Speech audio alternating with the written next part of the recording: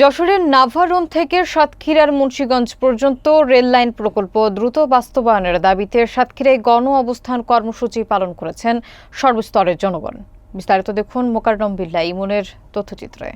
শুক্রবার জুমার নামাজের পর সাতক্ষীরা শহরের খুলনা রোড মোড়ে রেল আন্দোলন সাতক্ষীরার ব্যানারে এই কর্মসূচির আয়োজন করা হয়। গণ অবস্থানে বক্তব্য রাখেন ঢাকা বিশ্ববিদ্যালয়ের শিক্ষার্থী ও রেল আন্দোলনের সংগঠক মোহাম্মদ নাহিদ হাসান, ছাত্র আন্দোলনের সাবেক আহ্বায়ক আরাফাত হোসাইন, মুখপাত্র মোহিনী তাবাসসুম, যুবশক্তির সংগঠক ইলিয়াস হোসাইন, ছাত্রদল, ছাত্র শিবির ও অন্যান্য সামাজিক রাজনৈতিক সংগঠনের নেতৃবৃন্দরা বলেন, আমাদের একটাই দাবি, সাতক্ষীরার রেল লাইন চাই। কিছু সুবিধাভোগী গোষ্ঠী এই প্রকল্প আটকে রাখতে চায়।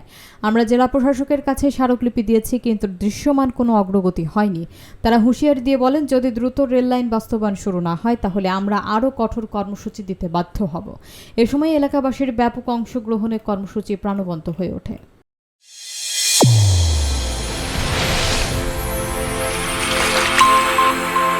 চ্যানেল A1 হৃদয় রেসপন্স।